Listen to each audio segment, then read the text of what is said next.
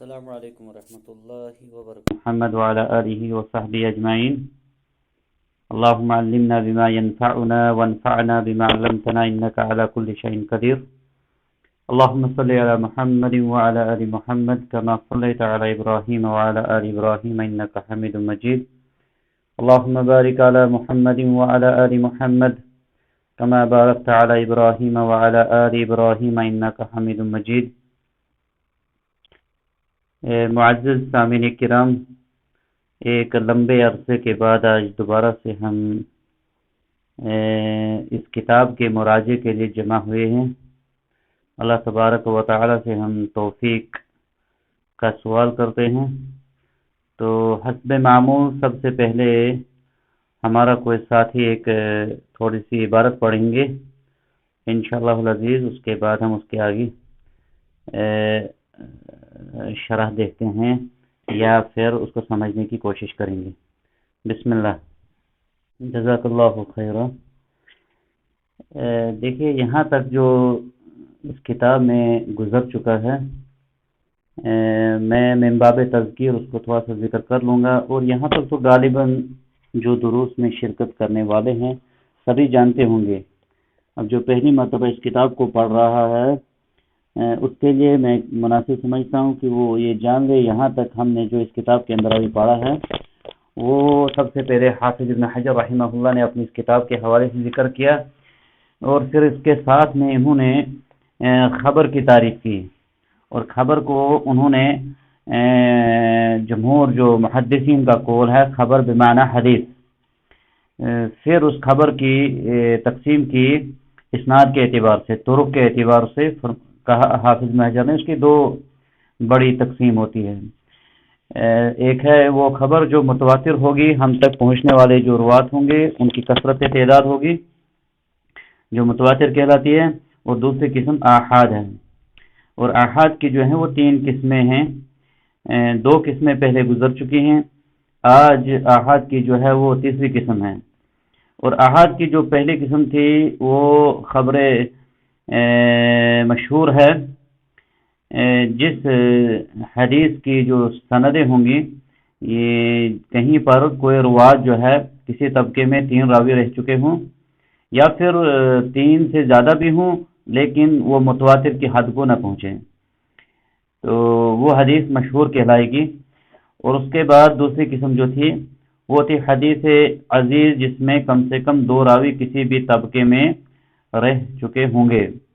اور پھر تیسری قسم جو آج ہمارے پاس ہے وہ ہے حدیث غریب، حدیث غریب جس کو فرد بھی کہا جاتا ہے۔ والرابع الغریب، چوتھی قسم جو ہے غریب ہے۔ تعریف جو غریب ہے یہ محقق کا کلام ہے۔ وهو ما يتفرد بروايته شخص واحد في أي موضع وقد تفرد به من السند۔ حدیث غریب اس کو کہتے ہیں جس کی روایت کرنے والا شخص جو ہے کسی بھی موقع پر سند کے کسی بھی طبقے میں اکیلا رہ جائے، کسی بھی مقام پر سند میں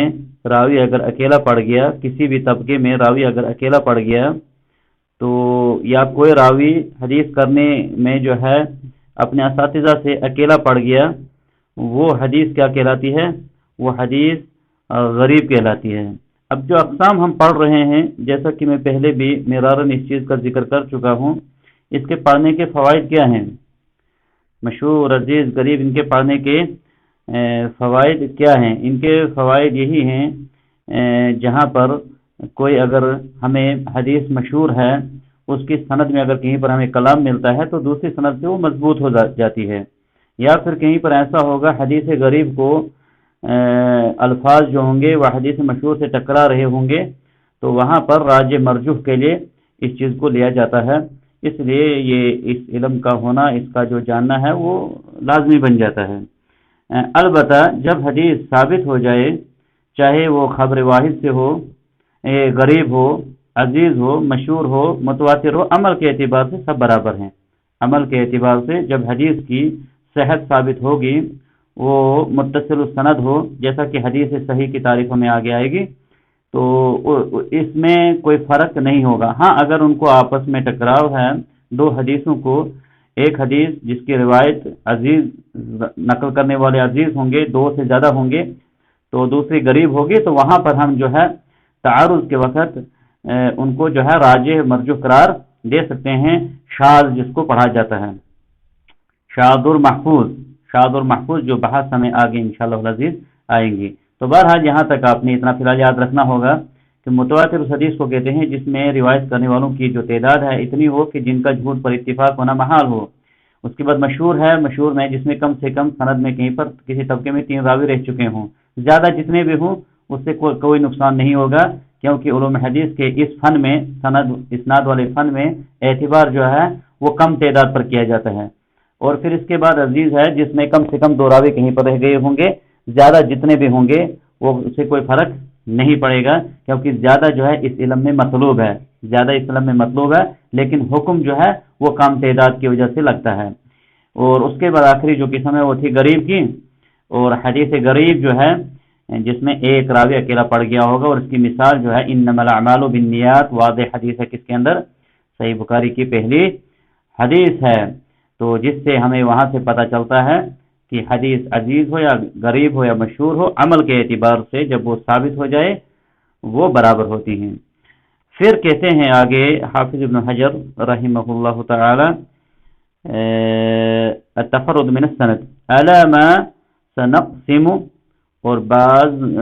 جو کتاب کے طبعیں جو پرنٹ ہیں ان پہ ہے سیقسم یا سنقسم الیہ الغریب المطلق والغریب النسبی. جو غریب کی جو ہے آگے کہتے ہیں اس کی انقریب سین داخل ہوا ہے، سنقسم ہم تقسیم کریں گے. انقریب جو حدیث غریب کی 2 قسمیں ہم بیان آگے کریں گے، غریب مطلق اور غریب نسبی. پھر آگے کہتے ہیں حافظ ابن حجر وَكُلُّهَا أي الأقسام الأربعہ،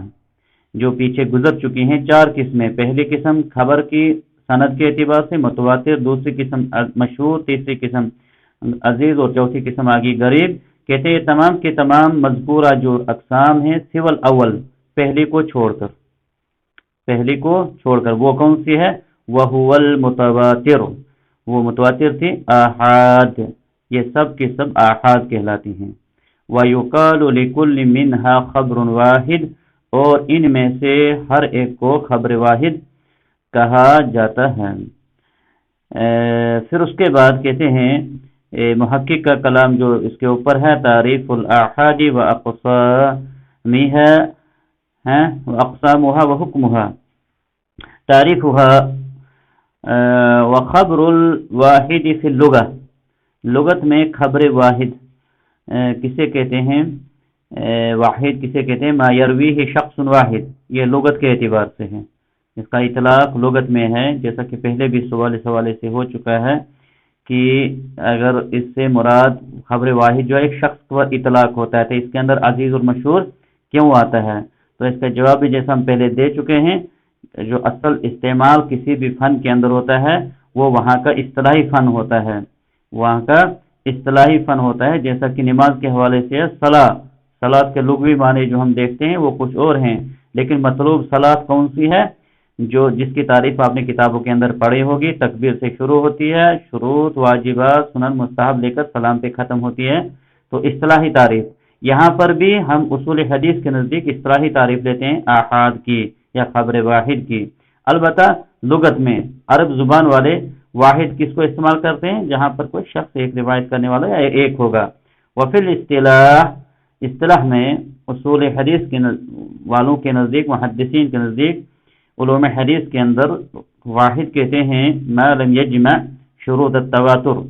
جس کے اندر متواتر کی شرطیں جمع نہیں ہوں گی وہ خبر واحد کہلاتی ہے. تو اس کے اندر تینوں قسمیں آ جاتی ہیں، کیونکہ مشہور کے اندر بھی عزیز اور غریب تو من باب اول داخل ہیں، ان کے اندر متواتر کی شرطیں نہیں پائی جاتی ہیں. جب متواتر کی شرطوں کو پہنچ جائے گا، جس کی شرطیں ہم نے پیچھے پڑھی ہیں، تو پھر وہ حدیث جو ہے اس سے نکل جاتی ہے. پھر آگے کہتے ہیں حافظ ابن حجر رحمہ اللہ، اقسامها من حیث القبول والرد، یہ کلام محقق کا ہے، یہ کلام محقق کا ہے، نہ کہ حافظ ابن حجر کا ہے۔ وفیها ای الآحاد، وفیها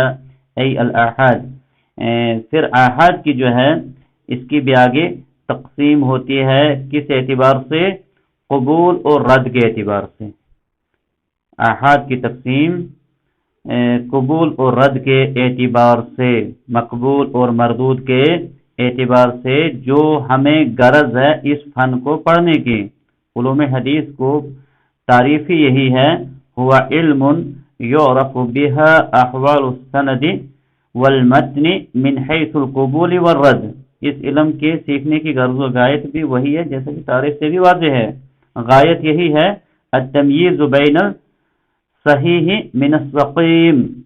کمزور، ضعیف اور صحیح حدیثوں کے درمیان تمیز کرنا اس علم کو پڑھنے کی غرض ہے۔ اور اس علم میں جو ہم پڑھتے ہیں اصول حدیث یا مصطلح حدیث کے اندر، اس کا تعلق جو ہے وہ انہی تین قسموں سے ہے، عزیز، غریب اور مشہور، کیونکہ جو متواتر ہیں وہ سب کی سب مقبول ہیں۔ اب جو عزیز، غریب اور مشہور ہیں، ان میں خلط مرض جو ہے، ضعیف بھی جو ہیں، ان کو کیسے ہم صحیح سے الگ کریں گے؟ وہی اصول اصل کے میں جو ہے اس کتاب کے اندر پڑھائے جاتے ہیں، یا علوم حدیث اس کا غرض یہی ہے، غایت یہی ہے۔ تو حافظ ابن حجر کے یہاں پر فیہا ای فی الآحاد المقبول،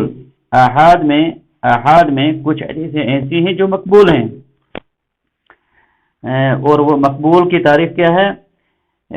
وَهُوَ مَا يَجِبُ الْعَمَلُ بِهِ عِنْدَ الْجُمْهُورِ،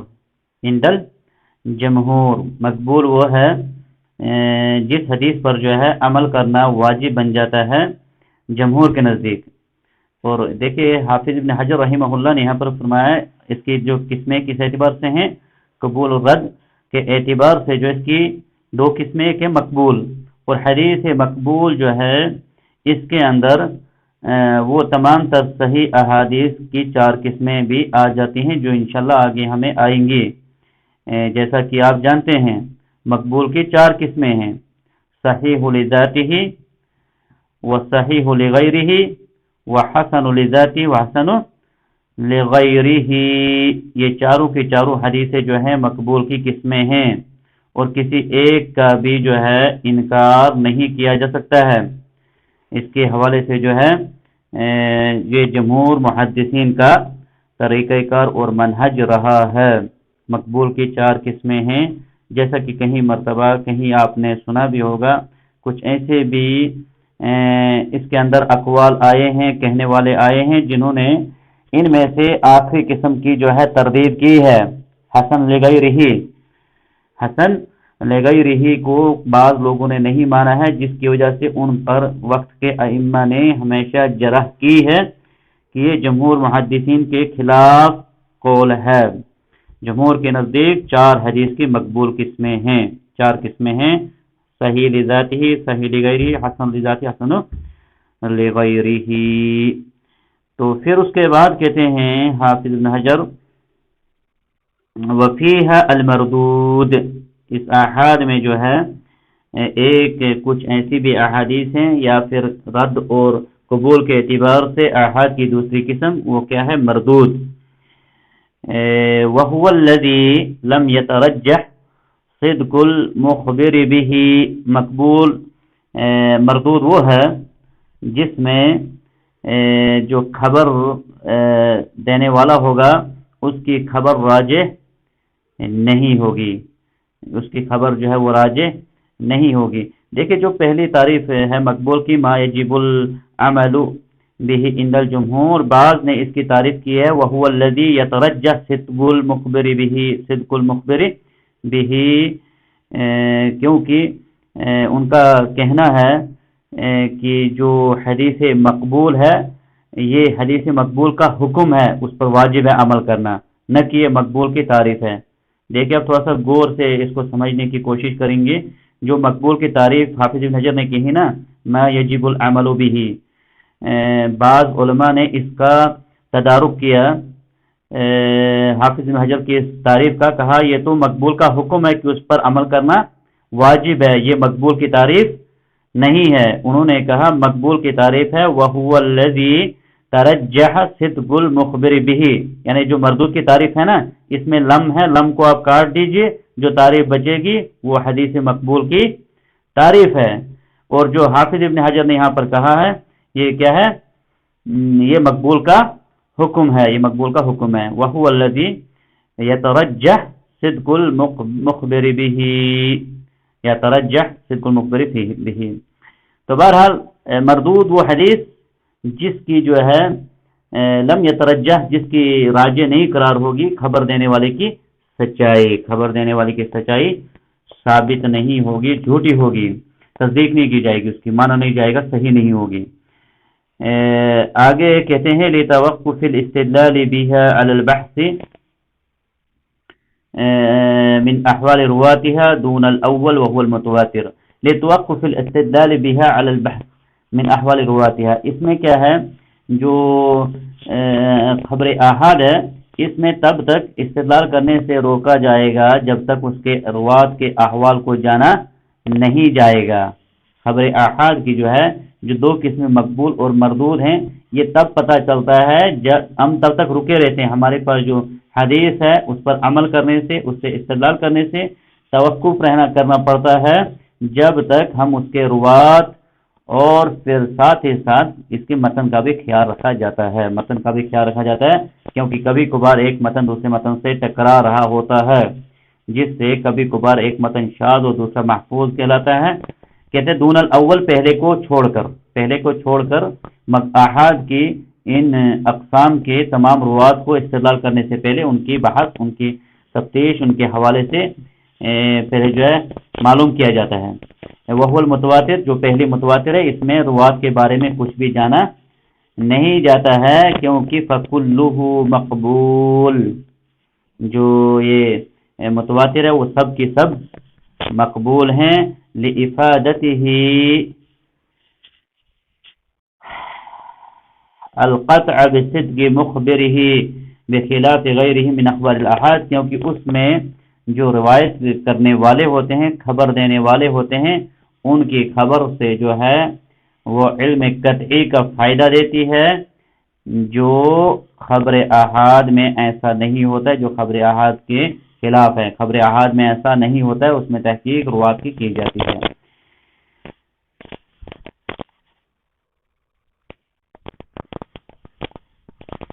آگے کہتے ہیں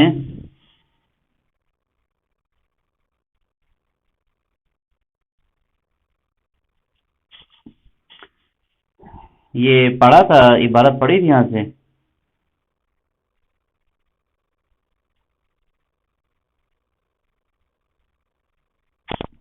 لیکن انما وجب العمل بالمقبول منها لانها اما ان يوجد فيها اصل صفة القبول وهو ثبوت صدق الناقل او اصل صفة الرد وهو ثبوت كذب الناقل او لا۔ کہتے لیکن انما وجب العمل بالمقبول منها، اب دیکھیں مقبول کا حکم، مقبول پر جو عمل کرنا ہے واجب ہوتا ہے، وہ کس اعتبار سے ہوتا ہے؟ لأنها، یہ اس لیے اما ان یوجد فيها اصل صفت القبول، یا تو اس میں جو ہے اس خبر کو، خبر احاد کو ہم اس پر عمل کرنا واجب تب سمجھتے ہیں مقبول میں سے جس میں خبر جو قبول کی صفات ہیں، قبول کی جو شرطیں ہیں یا تو وہ پائی جاتی ہیں، وہ ثبوت صدق الناقل، وہ کون سی ہے؟ جو نقل کرنے والا راوی ہے اس کی سچائی ثابت ہو جائے، اس کا جو ہے راوی جو ہے ثقہ ہے، ضابط ہے، ضبط ہے، یہ راوی تدلیس سے پاک ہے، یا پھر وہ تمام تر عیوب جو راوی کے جو ہے نا کے اندر عیب ڈالتے ہیں، جس کی روایت جو ہے قبول نہیں کی جاتی ہے۔ تو او اصل صفت رد، یا پھر یہ ہوگا کہ اس خبر میں جو ہے اس کے اندر صفت رد پائی جائیں گی، مردود، ضعیف ہونے کی جو ہے وہ اس کے اندر صفات پائی جائیں گی۔ وہ ثبوت کذب الناقل، وہ یہ ہے کہ نقل کرنے والا، روایت کرنے والے کی جھوٹا جو ہے وہ ثابت ہو جائے گا، اس کی غلطی ثابت ہو جائے گی۔ اولا، یا پھر دو میں سے کچھ بھی نہیں ہوگا، یعنی یا تو کوئی روایت ایسی ہوگی ناقلین کی ایک سند ایسی ہوگی جن کے اندر قبول کی وہ شرطیں پائی جاتی ہوں گی، ان کے اندر ان کی بات کی قبول کی شرطیں پائی جاتی ہوں گی، یا تو یہ ہوگا یا پھر ان کے اندر ان کی اس بات کی خبر کو تصدیق کرنے کی شرطیں نہیں پائی جائیں گی۔ وہ روایت جو نقل کرنے والے ہیں ان کے اندر وہ کیفیت نہیں ہے، ان کی وہ صفت نہیں ہے جس سے ان کی خبر کو قبول کیا جائے گا۔ یا تیسری قسم یہ ہے نہ ان کے اندر صفت قبول پائے گی نہ ہی صفت رد پائے گی، نہ اس سے جو مجہول ہیں روات کچھ ہوتے ہیں جو مجہول ہوتے ہیں، جن کے بارے میں کوئی معرفت نہ ان کے بارے میں ثقہ ہونے کی کوئی دلیل ہے، صدوق ہونے کی دلیل ہے، نہ ضعیف ہونے کی یا پھر نہ یہ جو ہے کذاب وغیرہ ہونے کی کوئی دلیل ہوتی ہے۔ فالاول یہاں پر تین قسمیں ہو جاتی ہیں احاد کی۔ پہلی وہ ہے جس کے اندر قبول کی صفات پائی جائیں گی، اس کو جو ہے اس پر عمل کرنا جو ہے وہ واجب ہو جائے گا اس پر، کیونکہ جو نقل کرنے والے روات ہیں وہ ان کی سچائی وہ ثابت ہوگی ہے۔ دوسری قسم یہ ہوگی جس کو رد کیا جائے گا، کیونکہ اس کے اندر اس رد کی صفتیں پائی جاتی ہیں، مثال کوئی متن ایسا ہوگا جو صراحتاً قرآن کے خلاف ہوگا، قرآن کے خلاف ہوگا، دستور جو قرآن کا یہ اصول ہے اس کے خلاف ہوگی کوئی روایت، تو ظاہر سی بات ہے وہ سیدھی ٹکرا ہے، بات ختم، اس کو چھوڑ دیا جائے گا۔ یا پھر کوئی روایت ہمارے پاس ہے اس کے اندر جو روات ہیں، نقل کرنے والے روات ہیں، وہ متصل سند نہیں ہیں، بلکہ مثال کے طور پر تبع تابعین جو ہے وہ صحابی سے ڈائریکٹ روایت کرتے ہیں، بیچ میں تابعی ہے ہی نہیں، تو اس روایت کے اندر جو کیا ہے رد ہونے کی صفت پائی جاتی ہے، اس کو قبول نہیں کیا جاتا۔ کیوں؟ کیونکہ اس کے اندر انقطاع ہے، منقطع، جو بیچ کا راوی ہے وہ کون ہے؟ ہو سکتا ہے وہ کذاب کوئی ہوتا ہے، ہو سکتا ہے کوئی من گھڑت روایتی کرنے والا ہوتا ہے، یا پھر کوئی راوی موجود ہے لیکن اس کے اندر جو ہے علماء کرام نے یا پھر اس کی جو اپنی حالت زندگی ہے وہ صحیح نہیں ہے، وہ ثقہ راوی نہیں تھے، تو اس سے جو کیا ہوگا حدیث رد ہو جائے گی، یا کبھی ایسا ہوگا مجہول ہوگا۔ فالاول اس کہتے ہیں جو پہلی قسم بنتی ہے یغلب علی الظن صدق الخبر لثبوت صدق ناقلہ فیؤخذ به، پہلے میں جو ہے غالب گمان، یہ یقین ہو جاتا ہے جس میں یہ یقین غالب ہو جائے خبر دینے والے کی سچائی ثابت ہو جائے، خبر دینے والے کی سچائی کا یقین ہونا اس میں غالب ہو جائے کہ جو یہ بات لا رہا ہے یہ ثابت ہے، یہی حقیقت ہے اور یہی بھاری ہے، لثبوت صدق ناقلہ، جس میں جو نقل کرنے والا ہے، روایت کرنے والا ہے، اس کی سچائی کا ثابت ہو جانا، فیؤخذ بہ، اس کو لیا جائے گا، اس پہ عمل کیا جائے گا۔ دوسرا والثانی یغلب علی الظن کذب الخبر لثبوت کذب ناقلہ فیطرح، دوسری قسم یہ ہے کہ جس کے اندر غالب گمان یہ ہو جائے گا کہ جو خبر لانے والا ہے اس کے حوالے سے یہ غالب یقین ہو جائے گا ایک انسان کا کہ یہ خبر صحیح نہیں ہے، کیوں؟ کیونکہ جو روایت کرنے والا ہے وہ کذب، اس کا ثابت ہو گیا، غلط پن، اس کا غلط ہونا ثابت ہو گیا، جو شرط محدثین نے رکھی ہیں اصول کے طور پر کہ کس کی خبر لی جائے گی اور کس کی خبر چھوڑی جائے گی، اور اس کے میزان ہیں، اس کے اصول ہیں، یہ ایسا نہیں ہے کہ کسی انسان نے اپنی طرف سے جو ہیں یہ اصول بنائے ہوئے ہیں، بلکہ یہ تمام طور جو ہیں دیے گئے ہیں اصول یا تو قرآن سے یا احادیث سے، ان جاءکم فاسق بنبأ فتبینوا، تو ان تمام طور اصول کو مد نظر رکھتے ہوئے جو ہے ان کو اپنا کر اہل علم نے ان پر کلام کیا ہوا ہے، اور یہ معمولی بات نہیں ہے، یہ حدیث رسول کے حوالے ہے، اس میں بہت ہی آگے جب ہم پڑھیں گے معلوم ہوتا ہے کس طریقے سے اہل علم نے اس کے اندر باریک بینی سے کام لیا ہوا ہے۔ تو جس حدیث کی نقل کرنے والے کے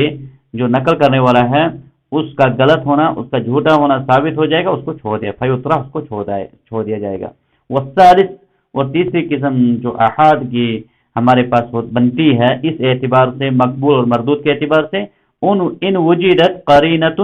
تلحق باحد القسمین التحق،